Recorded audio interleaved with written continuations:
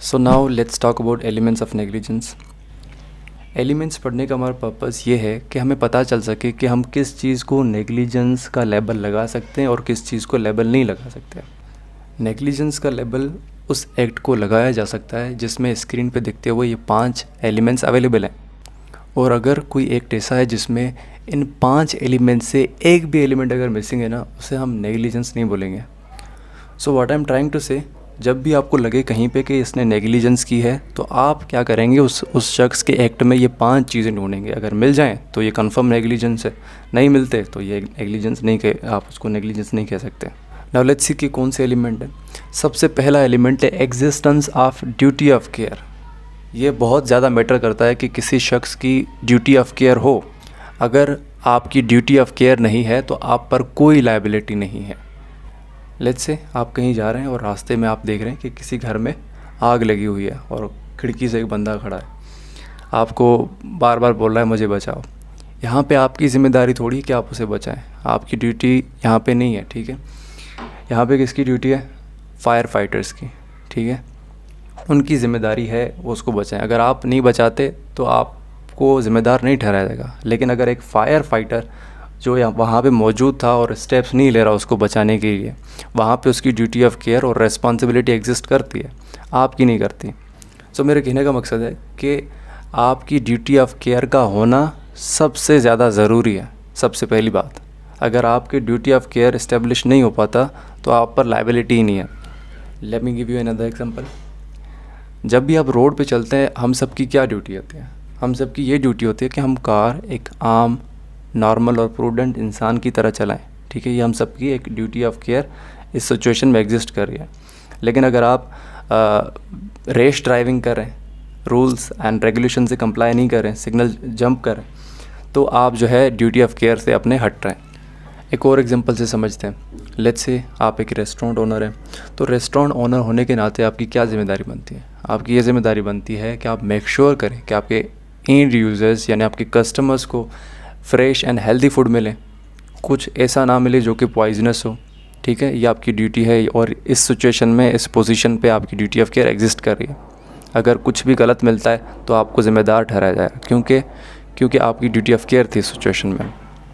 अब बात करते हैं breach of duty of care की। तो जिस सर्कमस्टेंसेस में आपकी ड्यूटी ऑफ केयर एग्जिस्ट कर रही है और उसी पोजीशन में आप अगर नॉन फियसेंस, मैलफियसेंस या मिसफियसेंस करते हैं तो आप breach of duty of care कर रहे हैं। यानी जो ज़िम्मेदारी आपके ऊपर लॉ ने इम्पोज़ की कि आप केयरफुल रहें अपने एक्ट्स करते वक्त, जो आपकी ज़िम्मेदारी है उसे निभाएं, आप अगर उसे नहीं निभा रहे, आप केयरलेसनेस शो कर रहे हैं, तो कहा जाएगा कि आप breach of duty of care कर रहे हैं।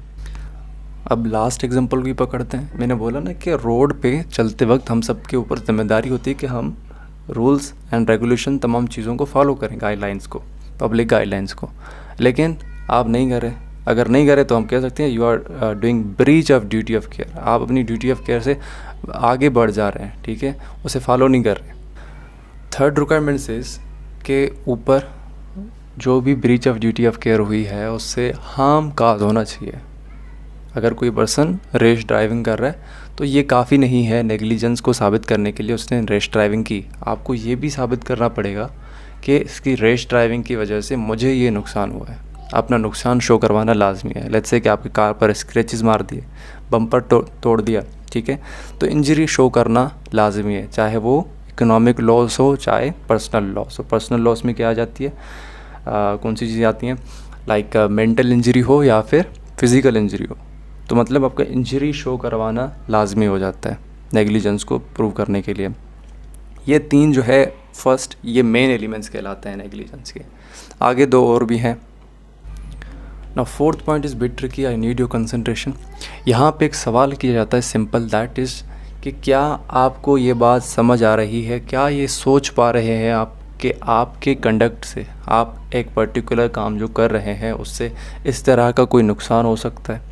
नहीं आई बात समझ में? लेट्स से आप रेस ड्राइविंग कर रहे हैं। अब आप मुझे बताइए कि आपके रेस ड्राइविंग के कौन कौन से कंसिक्वेंसेस हो सकते हैं। आप किसी की गाड़ी ठोक सकते हैं, किसी इंसान को मार सकते हैं, किसी को इंजर कर सकते हैं, ठीक है। लेकिन अगर मैं कहूँ कि आपके रेस ड्राइविंग की वजह से किसी की अबॉर्शन भी हो सकती है, तो ये तो आप एक्सपेक्ट नहीं कर सकते ना कि मैं कार चला रहा हूँ यहाँ 2 गली छोड़ के किसी को कोई जो है एक्सीडेंट का साउंड सुन के उसकी जो है अबॉर्शन हो जाए, नॉट पॉसिबल। ये आप फोर्सी नहीं कर पा रहे रीज़नेबली, ठीक है। तो जो जो चीज़ें आप रीज़नेबली फोर्सी कर रहे हैं तो उनके लिए आपको लायबल ठहराया जाएगा। लेकिन अगर आप किसी ऐसी चीज़ को जो है रीज़नेबली फोर्स ही नहीं कर पा रहे, रीज़नेबली आप सोच ही नहीं सकते कि यार ये भी हो पाएगा मेरे कंडक्ट से, तो उस चीज़ के लिए आपको लायबल नहीं ठहराया जाएगा।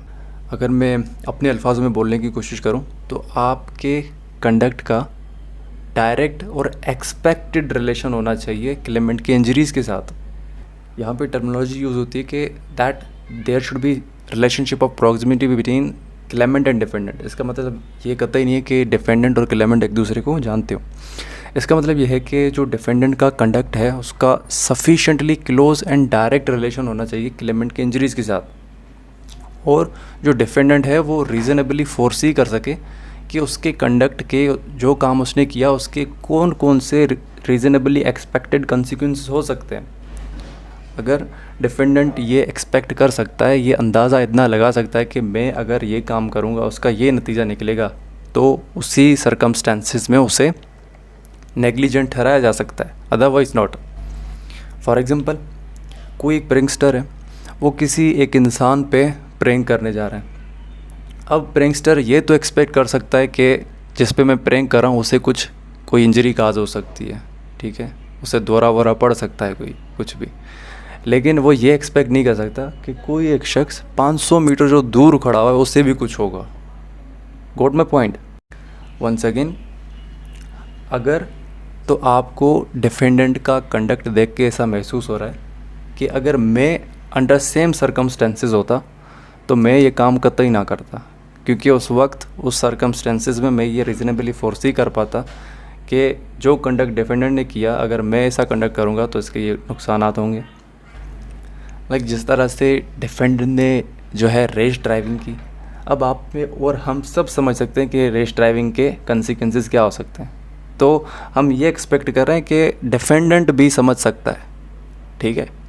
अगर हम और आप रीज़नेबली फोर्सी नहीं कर पा रहे तो हम ये कहेंगे कि जो डिफेंडेंट है वो भी अंडर सेम सर्कमस्टेंसेस रीज़नेबली फोर्सी नहीं कर पाएगा और उसे लायबल नहीं ठहराया जा सकता।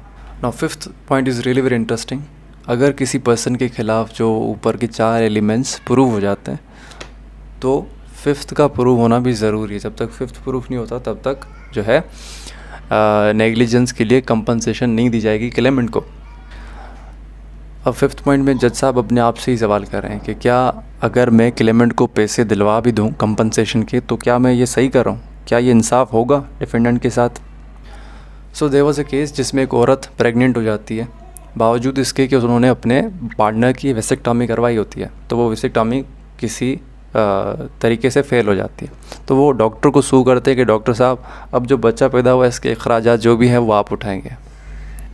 तो यहाँ पे कोर्ट का स्टेंस ये होता है कि